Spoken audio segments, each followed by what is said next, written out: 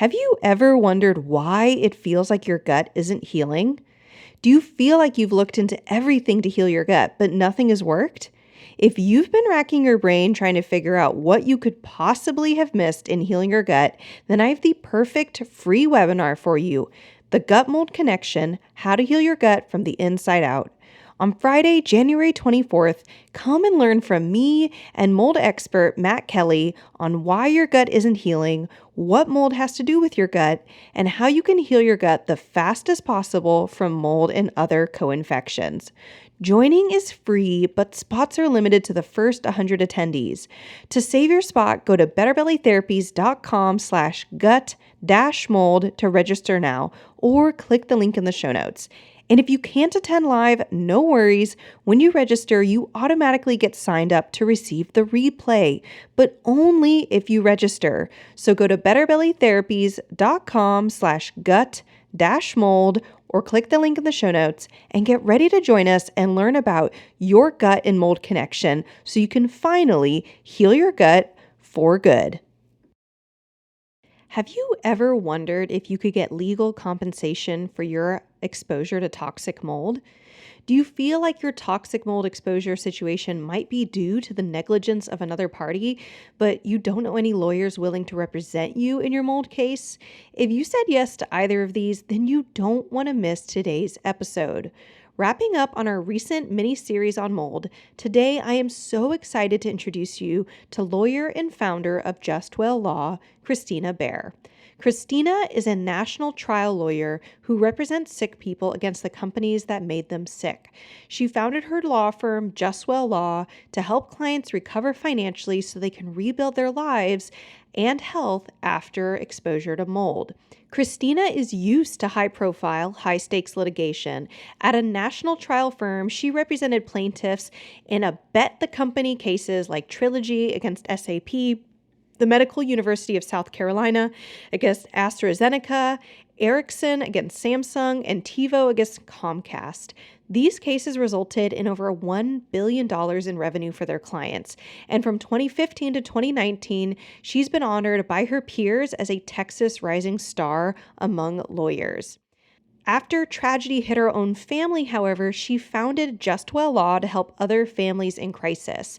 She built her personal injury firm that she couldn't find when her own family needed it. Health and wellness do require financial resources, and Christina is relentless in pursuing the maximum recovery for her clients because she's been there too. So if you've been racking your brain wondering how or if you could ever get legal representation around your toxic mold exposure, then this episode is for you. Hey friend, welcome to the Better Belly podcast. If you're currently trying endless supplements, doctor visits, and diet changes to heal your mystery symptoms, you are in the right place. We're here to solve the real root causes behind your gut, hormones, skin, sleep, and brain concerns, literally anything and everything in your body. My name is Allison Jordan. I'm a functional medicine practitioner that has supported over 150 clients just like you to heal problems that no one has been able to fix. You don't need a perfect diet or a random supplement you found on Instagram to heal. You need a proven system that heals your whole body from the inside out. That's what I'm here to share with you, episode by episode. It's time to make health easy again. And just as a reminder, this information is not meant to diagnose, manage, or treat disease. Always consult with your own health practitioner before you make any changes to your health. Well, I am so excited today to have Kristina Baehr onto the podcast. I got to hear Kristina Baehr maybe a year-ish ago on another mold-focused podcast, and she blew my socks off, and it's been a goal of mine to have her come here and for you guys to personally get to hear her voice and ask her some fresh questions today. So, Kristina, thank you so much for coming on to the Better Belly podcast. I'm so glad to be here. Awesome. So before we jump into the really juicy stuff, I would love to just have you share with our audience members what made you want to take on mold cases to begin with. Give us that background story. I was poisoned in a house I was living in. And I don't use that word lightly because the roofer in my case didn't flash the chimney, knew it wasn't flashed properly. He told the builder, and the builder told him to rig it. And so they built a house that they knew would not withstand the elements. They knew that water damage can lead to mold growth and that that can hurt families. And so the people who built my house poisoned our family. And we brought a case to prove that to be true. And we won. And we started a little law firm to help other families because so many people are affected by the big landlords and big industry and big construction that are poisoning families. And we are not going to stand for it anymore. And we're raising up an army of lawyers and a movement of clients who are saying, you cannot poison our families anymore. Not anymore. We're not going to let you do it. And we've been catching up ever since. That was just 3 years ago. Okay, 3 years. I knew your business was new, but also not super, super new, but 3 years, I mean, that's short for some businesses, and yet, like, you guys have had explosive growth, you've really hit the ground running, and I think people are in love with your mission. I mean, they messed with the wrong people. They really did. They really did. And I think there's a place for empathy in the law. And I think what's interesting is I'm not angry. I mean, Mm, I was angry, but I transformed that anger into empathy and to this superpower that I have now. And it's just a superpower of empathy, right? It's a superpower of understanding families that are in crisis and offering a hand and offering a way for them to stand up and speak out and take action against the people that hurt them. And when they do that, Allison, they're doing that for you.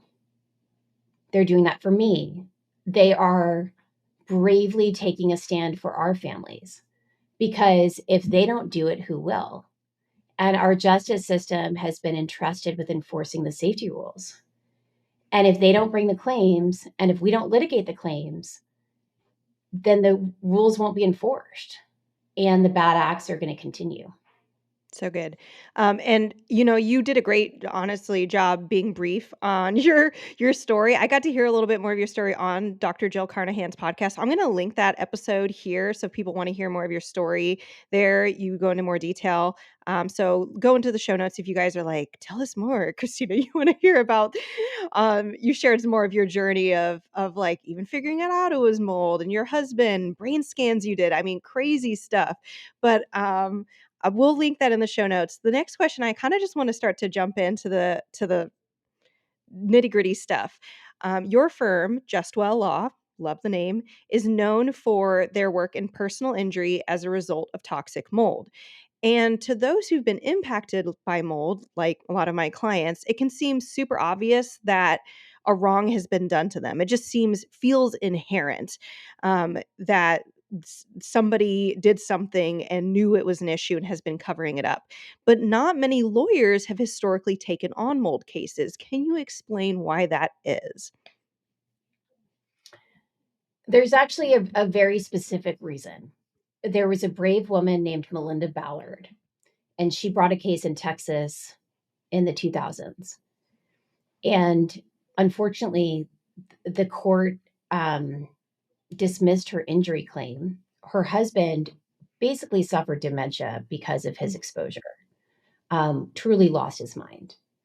And the judge said, well, we don't really know. Is the science really there for this kind of brain impact of mold exposure? We don't really know. So they dismissed the injury claim.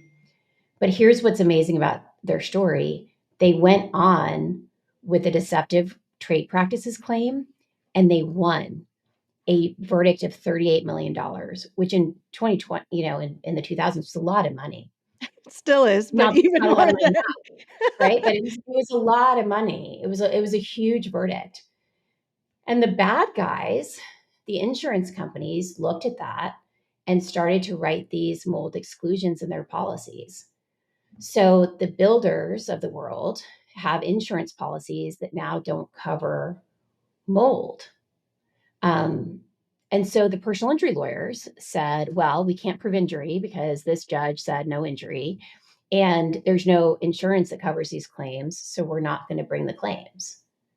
And it went on like that for a couple decades, at least a decade. Well, the problem with that is that if no one is standing up to bring the claims, then the system can't do its job to enforce the safety rules. And so builders started not caring about mold again.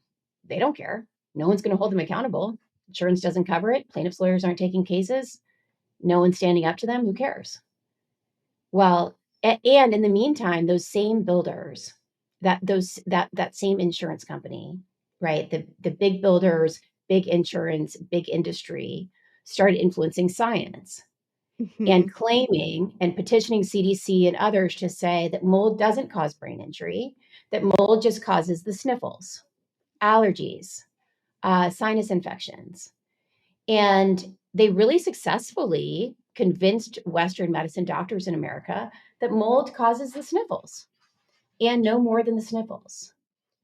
Well, what happened in the last decade is that science caught up.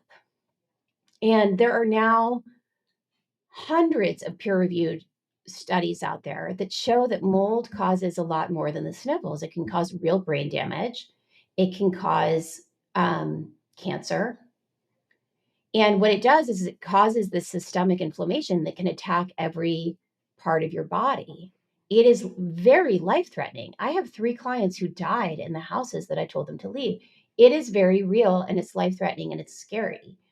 And that's not up for debate anymore.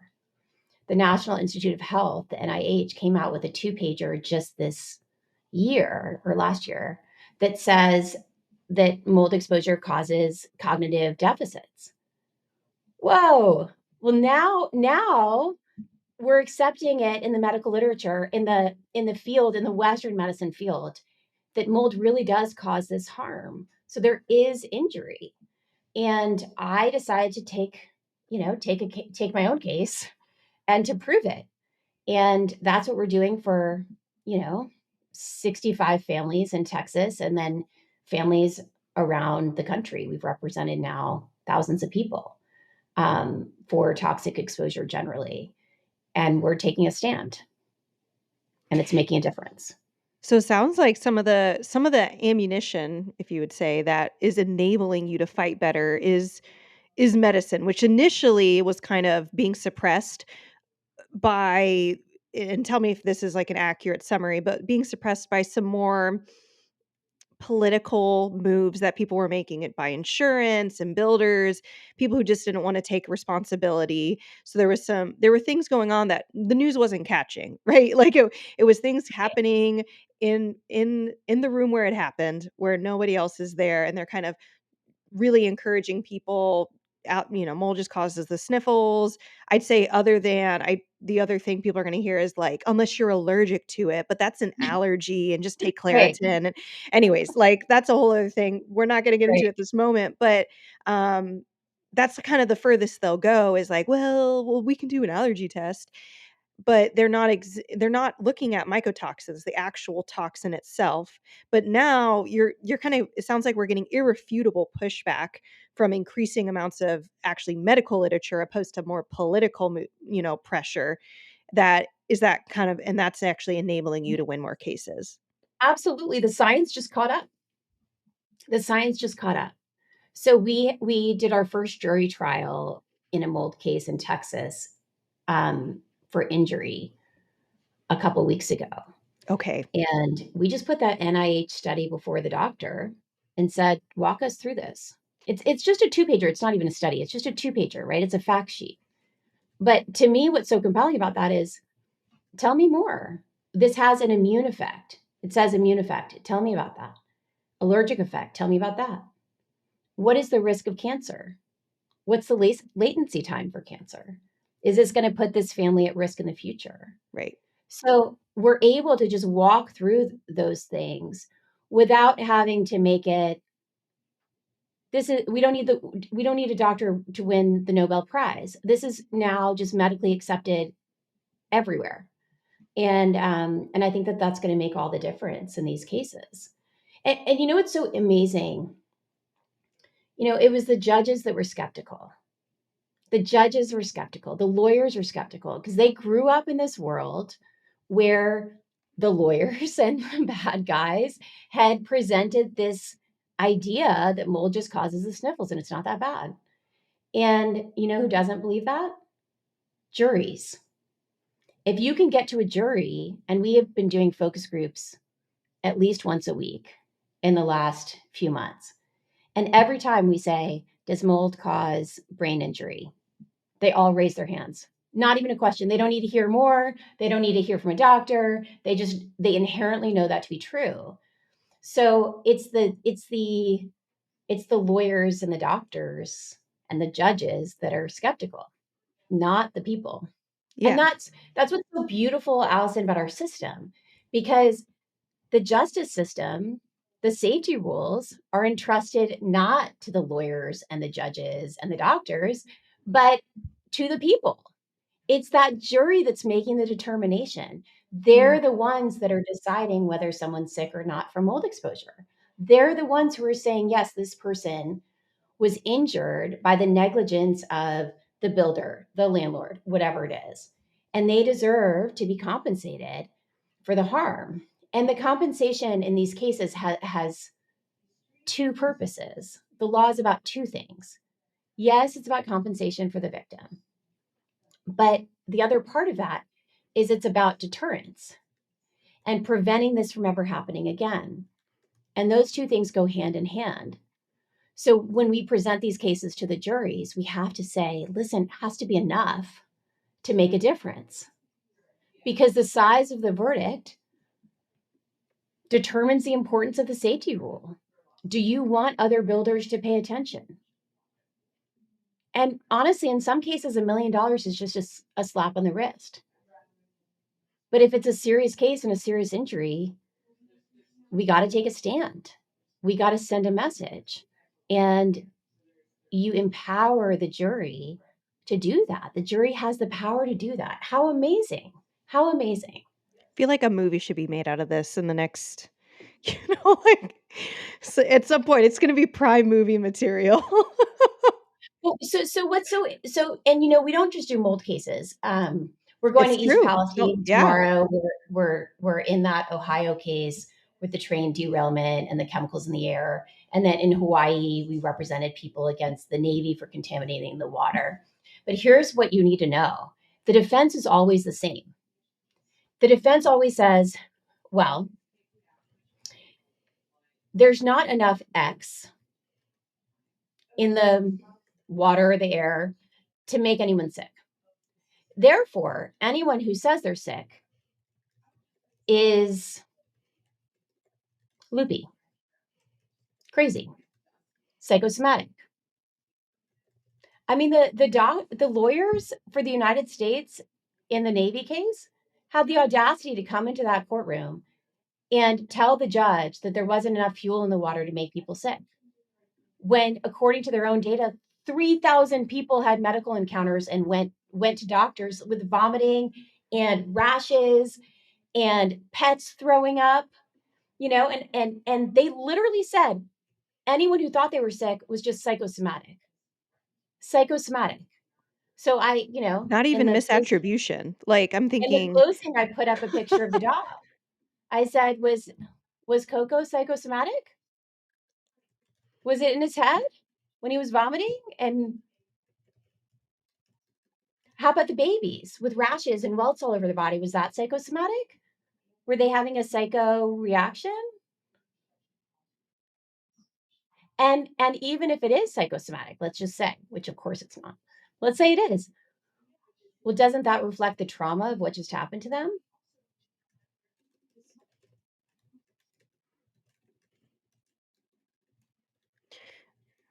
I want to go back real quick if you don't mind, because I'm really intrigued by this, and law is like not my strong skill set, which is why you're here. But you have talked about personal injury being one of the things that people were having a hard time filing for or winning cases for specifically. Mhm. But now you just had your first jury trial for injury. Before that, what was your approach that you were taking to be winning the cases that you were winning? Well, our approach is always the same, which is there's a mold assessor that said, or some sort of tester, whether it's air or water or mold, that says that there's contamination, right? So there's exposure. And then there's a doctor who does a differential diagnosis and determines that it's more likely than not that this person who was exposed to this thing is sick because of their exposure. Are the symptoms the same?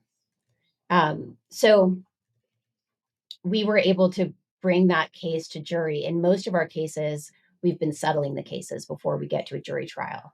So that was Okay. just our first jury trial that I got to go and litigate to a jury myself.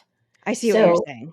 it's not that we've been it's not that You're we've been squashing losing. them. Yeah, you're squashing them before they happen. Right. It's not that we've been losing. It's that we've been getting settlements instead. Okay. Because I mean, and I have a case going to trial on Monday. Do these lawyers really want to try these cases? What is he going to say? That there's not mold there? Or there's not enough mold to make people sick? What's he going to say? I mean, in this particular case for Monday, they built the house too big for the foundation. So it doesn't have a proper foundation. The house needs to be torn down because it doesn't have a proper foundation. Well, you get that in front of a focus group, and the focus group and jury says, well, without a foundation, what is a house? It's just this biblical principle, right? I mean, it's just It's a lean-to. It's gonna fall we over. need. I mean, without a foundation, a house can't function as a house. It's not safe. You don't want your kid in a house with a bad foundation. Is it going to come crashing down? Or in this case, it started to come apart at the seams. They moved in, and 3 months later, it was coming apart at the seams.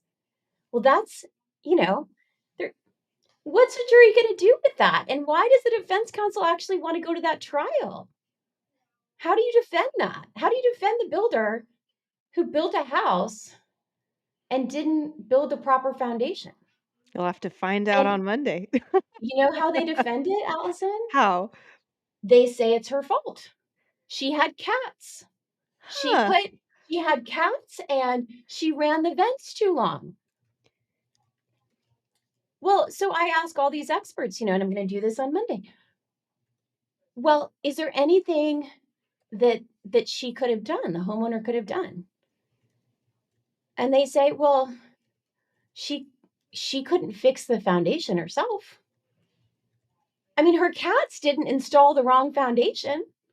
The cats didn't get the cats can't fix the foundation.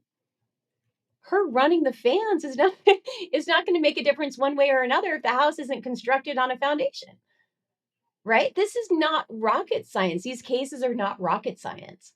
So I just am really looking forward to continuing to present them to juries, because juries, they get it. They get it. They get it. And they get mad. And one of the things we've been talking about with juries lately is anger is okay. Hmm. Anger is a right and good emotion. It is okay to be angry. The question is, what do we do with that anger? Can we transform that anger into good? Can we use that anger to take a stand for ourselves, but also for all the other families? Can we use that anger, even the anger of the jury? Can they transform that anger into action? Can they do something with it? And if they enforce the safety rules, they're doing something with the anger. They're taking a stand, and they're saying, on behalf of the American people, it is not okay to poison families. On behalf of the American people, it is not okay to continue building the house when you know full well that the house does not match the foundation. Can't do it. This is so good. So let's say that somebody is listening to this podcast and they're like lit up. Everyone. When you say the anger, like that's there's their anger, there's overwhelm, there's grief, there's frustration.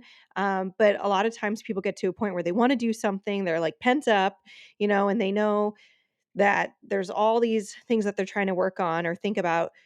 How could someone evaluate, like, who is eligible to work with your company? Do they have to live in Texas? Do they have to have a certain level or type of mold exposure? And there's Yes. kind of some sub questions to this, but let's just start with that one first.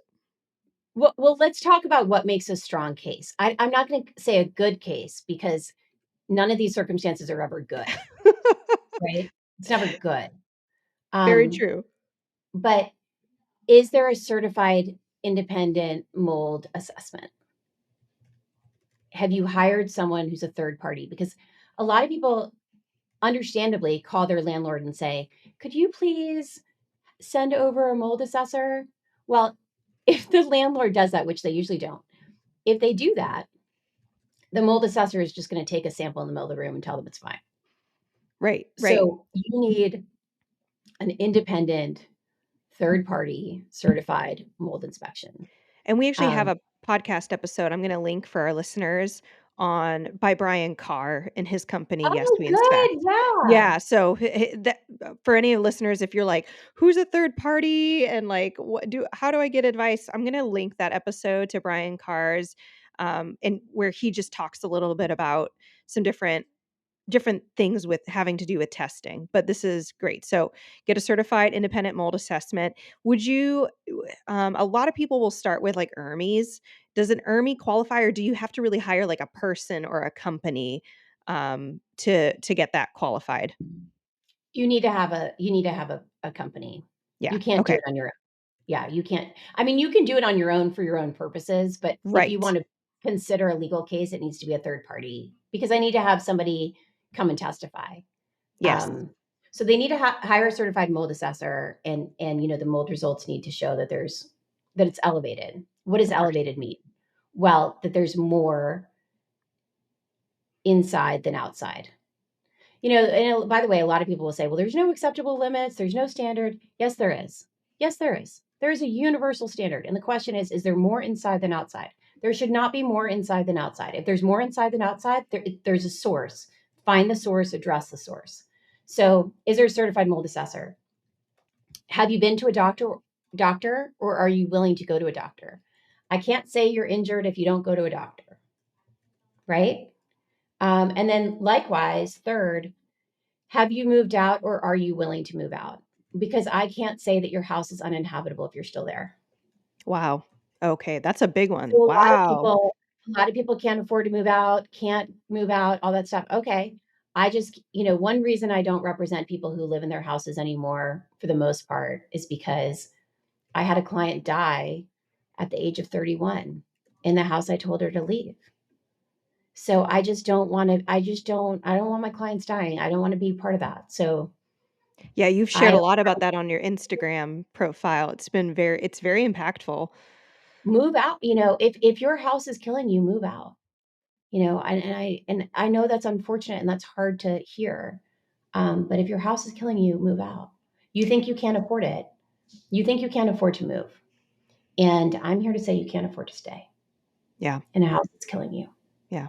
Now that doesn't mean you can't remediate it, and there are things you can do to remediate it. Don't get me wrong. It's not that everyone needs to abandon their houses forever. Just can't be But living in it while it's not remediated. don't don't stay in a house that's making you sick unless you fix it. Right. So those are the three things.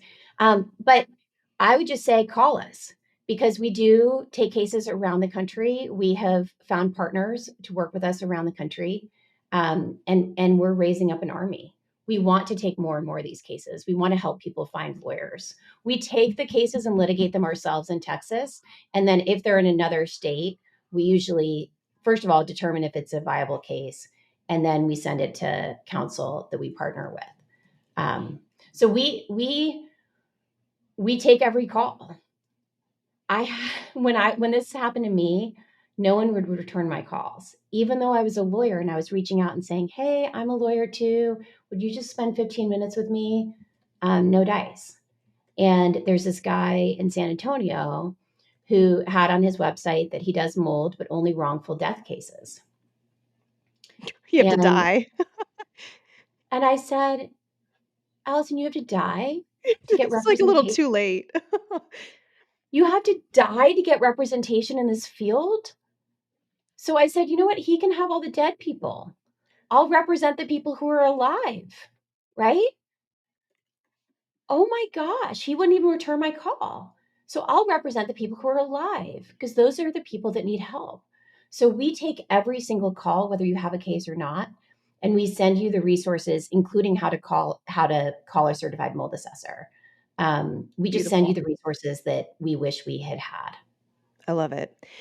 Speaking of resources, I did want to ask you about you mentioned going to a doctor and getting that differential diagnosis. And a differential diagnosis, just for anyone who's not familiar with the term, it has to do with the fact that a doctor is trying to determine, is it possibly something else that's not mold? And the doctor just needs to say, this is the most likely thing. After I compared it to all these other things based off of maybe your symptomology Mhm. or your lab testing, the doctor is able to cross reference these things. It does need to be a mold literate doctor.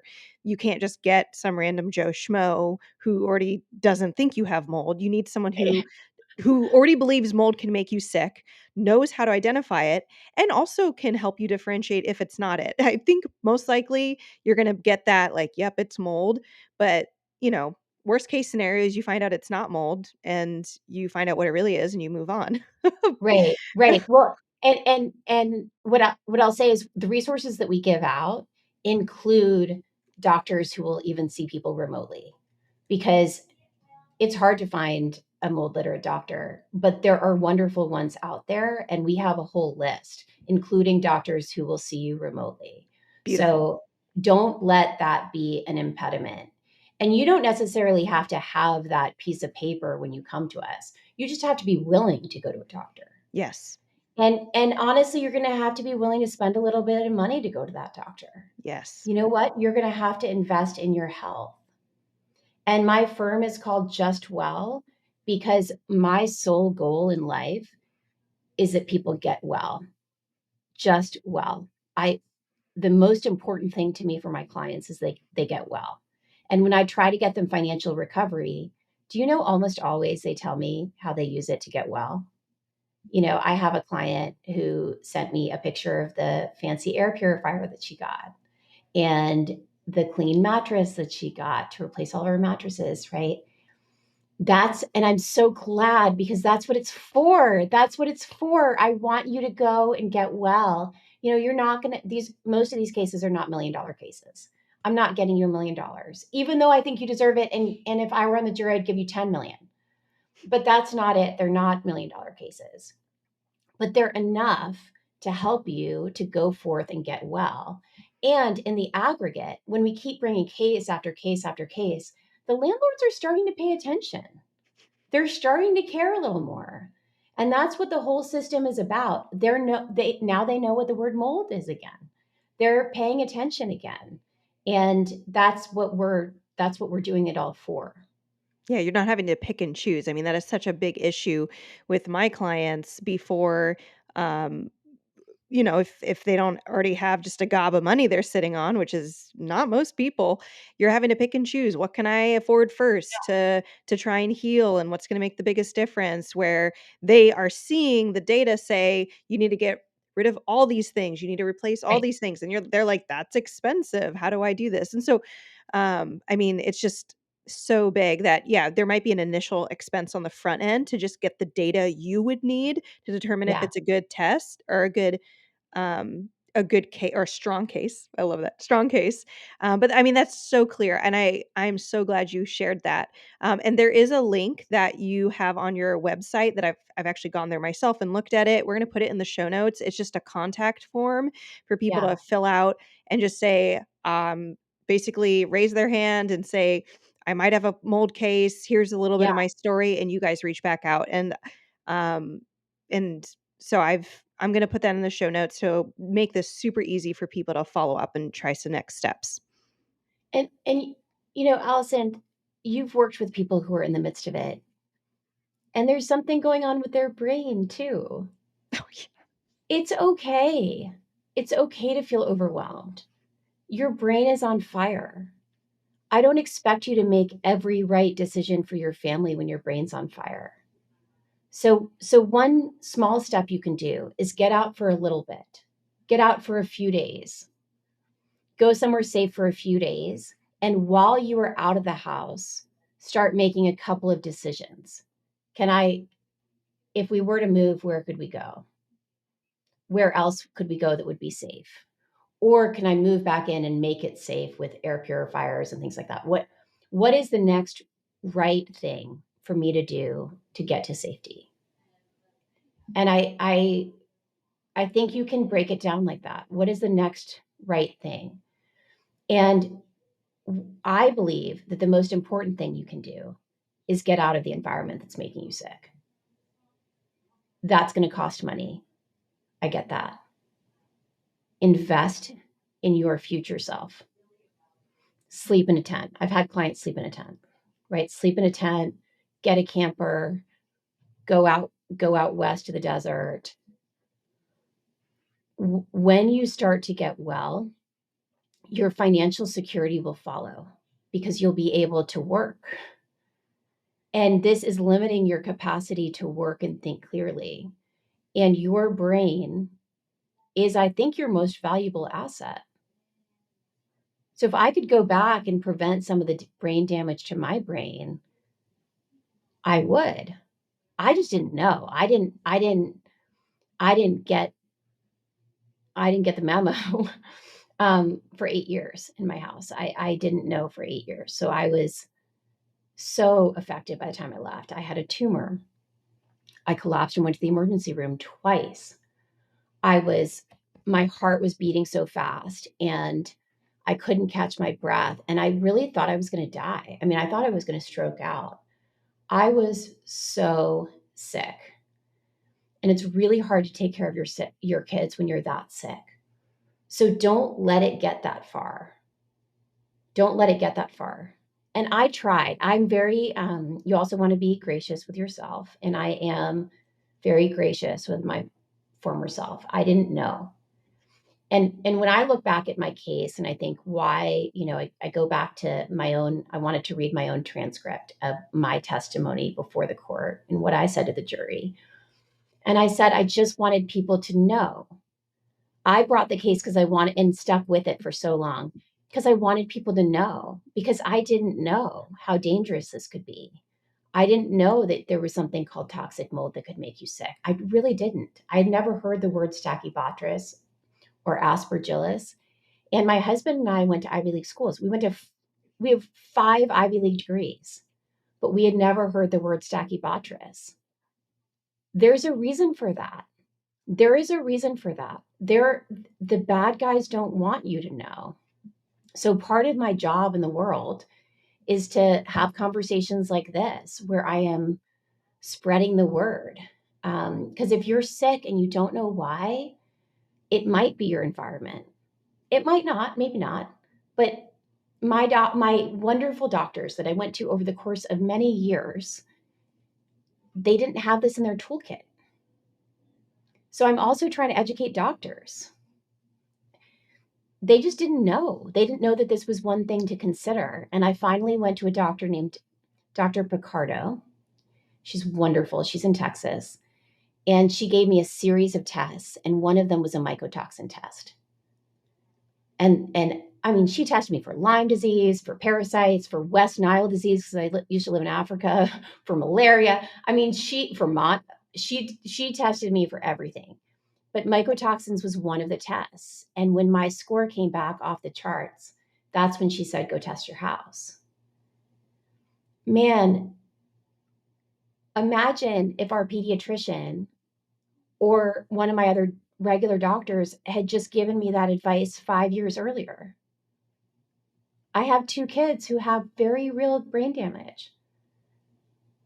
What if I had known earlier? And it's just a function of knowledge, because I would not have stayed in that house had I known. Right. And that's what we're doing here on the podcast, and of course in your whole business. Um, we're almost here to the end, and this has just been amazing. So, Christina, thank you so much for everything that you've already shared thus far. I even had one question here on, like, if you could give one piece of advice to someone dealing with or who thinks they may be dealing with mold illness right now, what would it be? I don't know if feel like you already answered that. You did talk about leaving your home. I don't Would that be the piece of advice, or is there something else mixed in you would want to throw in? I would say Build a team. When bad things happen, we tell our kids to look for the helpers. And by the way, that's true for the community in Hawaii, for the community in East Palestine, the community at OSU. When bad things happen, look for the helpers. And there are real helpers out there. And I have found people like Michael Rubino, Josh Rachel, people who are now my family because they helped me, and I can help them. And find those people, and I promise they are there. I promise they are there. And once you find one, you'll find more. Because we're all But connected. Like, we're all obsessed with being connected with each other. but look for the helpers. Look for the helpers and get out. Get out Yeah. and look for the helpers. Get out first, even if it's just for a little bit. Even if it's just for a little bit. Yeah. The nice thing about the helpers thing too is that it can be so encouraging to your spirit to just have somebody who isn't always second guessing you. You know, even friends and family who might be sympathetic, if they're not knowledgeable, you're having to teach them how to be sympathetic. It's very different than, like, if you say I have cancer or if you say I'm pregnant, people can pull up a list of things, like they just, it's like a downloaded understanding. And maybe some people know less about either of those, but in general society you're like, okay, you're pregnant, you might be nauseated, you're pregnant, you might be tired. We don't have that list. When you say I'm struggling with mold illness, even if they go, "Oh, I believe you," or they don't at least be super, I just get tired of the whole, like, "What's that?" And, like, "How do you know?" And, like, "Couldn't it be something else?" Even if they are not doing that, they literally don't even have, like, that compassionate well. But your team is gonna be like, "You're not crazy. We see this all the time. This definitely looks like mold. Here's another resource." Just like this podcast, just like what you're doing with your clients.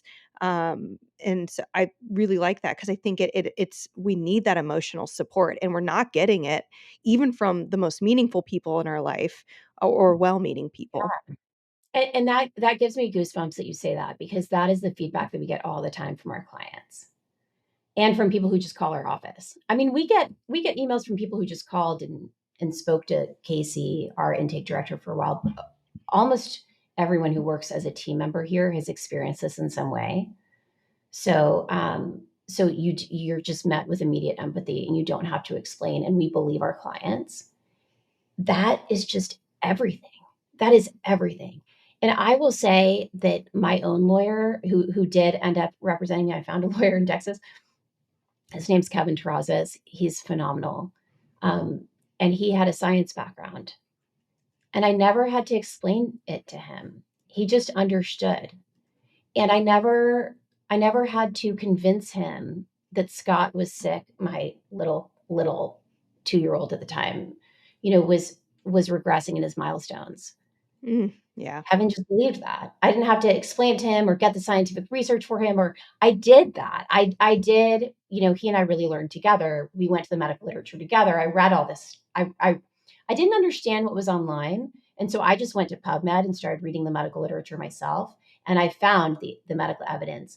But man, to have somebody believe you without, getting all the data is just everything. And that's how I feel about the people in East Palestine right now too. They're telling you all about science, and I love science. Great. Congratulations. There's a lot of data out there. I don't need it. I believe you. I see that you're sick. I know that it was very, very contaminated with lots of chemicals that I don't understand. I'm going to have experts for that. For right now, I'm just coming with my superpower of believing you and my superpower of empathy.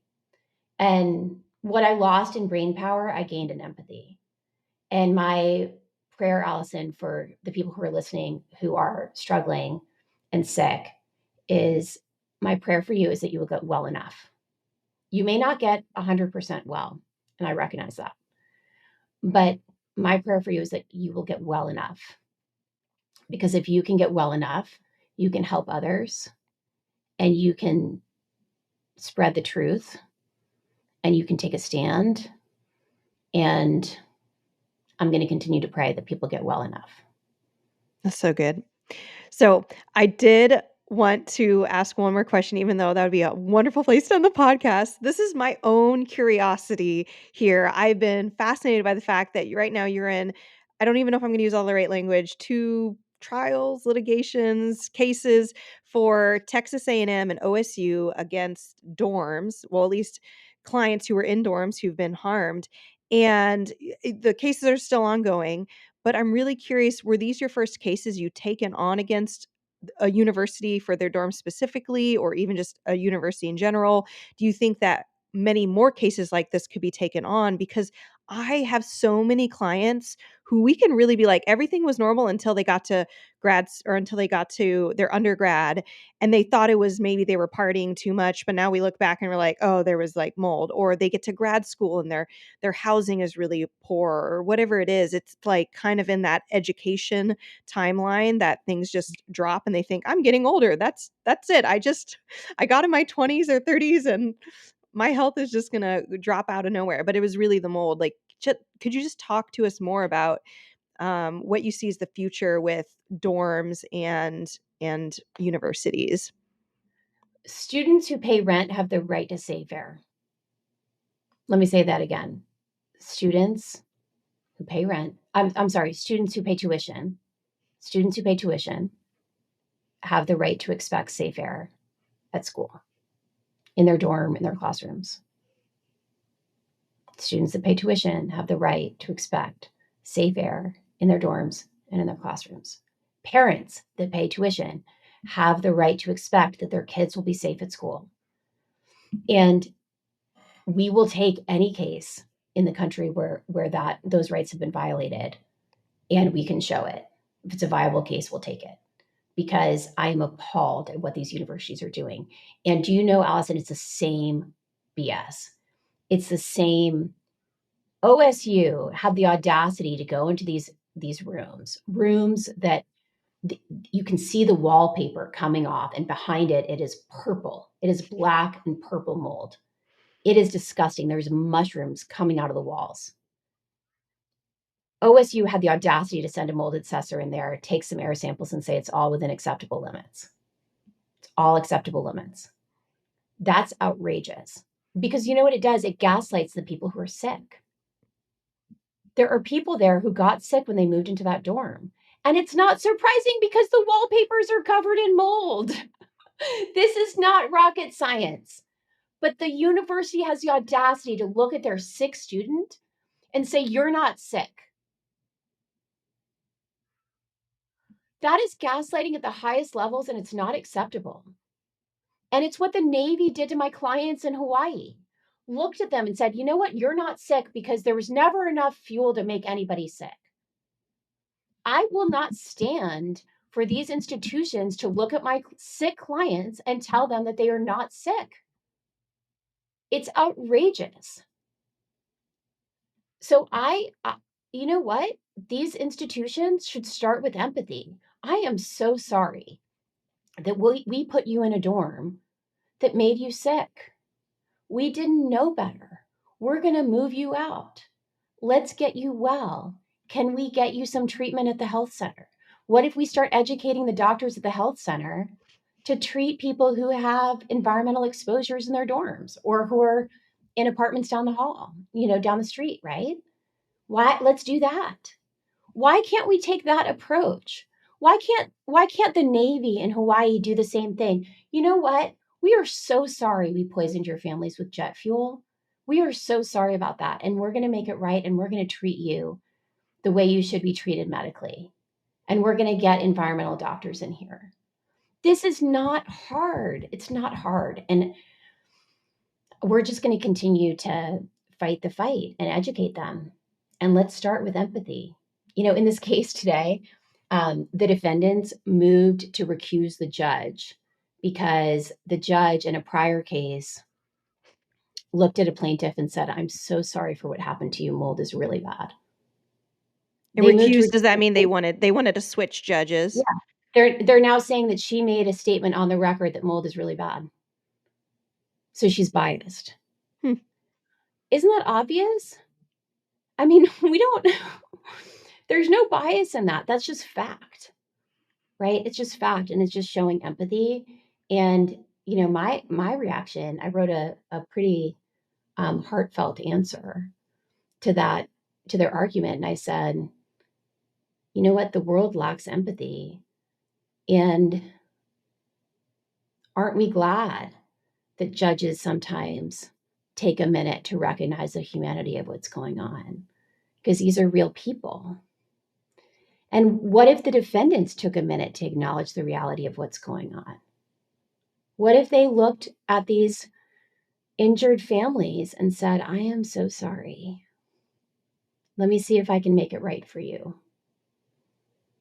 But in the Wouldn't end, that go a long way? it's a lot about responsibility and money. Who's going to pay to rectify the situation? And they don't want it to be them. Well, and you know what? Good luck. Go take your high go take that attitude to court and go talk to the jury. Ian Beliveau is the defense counsel in my own case. And in the closing argument, he looked at the jury and then he said, the Baers clearly have a lot of resources.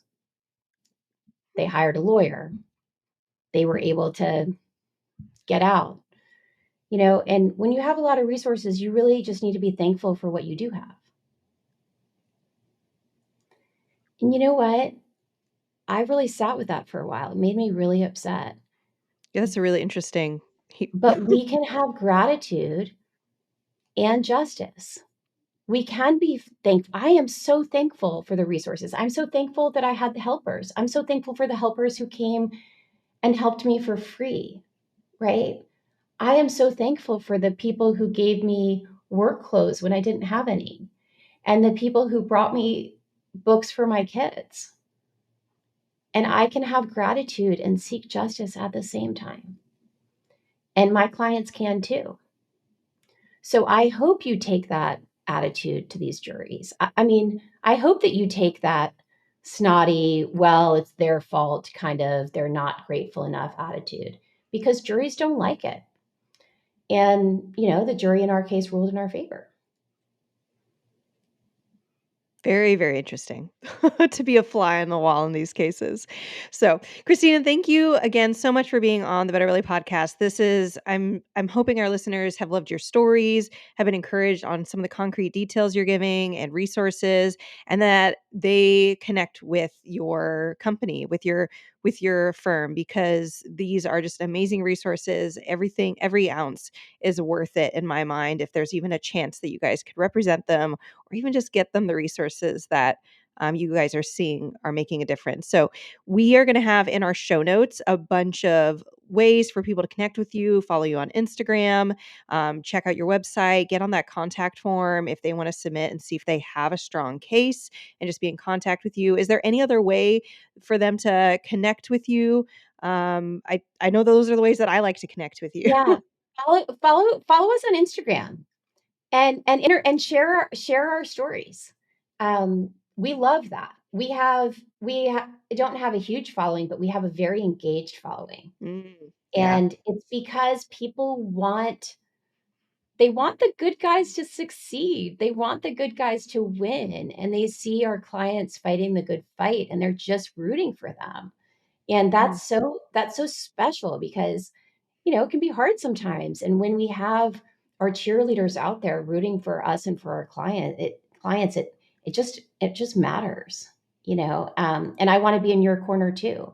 So I love, Allison, the work that you do, and I love following you. And I absolutely consider you to be one of the helpers in the world in this field.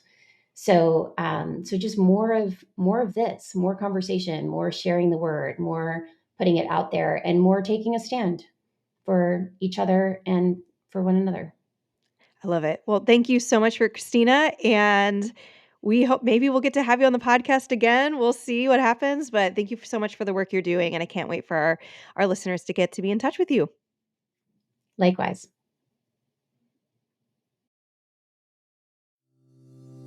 Hey, friend, I hope you loved this episode. If you've been a fan for a while or newly loving this podcast, can you do me a favor? drop into Apple Podcasts and leave me a review. When you leave a review, you do so much. You help me know you're listening, you can tell me what you're loving so I know what to make more of, and you help others by boosting this podcast so other people like you can find the podcast too. I mean, it's a win-win-win, right? So if you want a way to pay it forward, just go to Apple Podcasts or click the link in my show notes and leave a rating and review. And if you want some more free stuff, just head over to my free Facebook group, betterbellytherapies.com/Facebook, and you can get access to all of my free support for you, including some Facebook group exclusive stuff like my podcast episode vault, where you can search the Better Belly podcast by topic and find exactly what you need to expedite your healing. I cannot wait to see you in there. Catch you guys next week.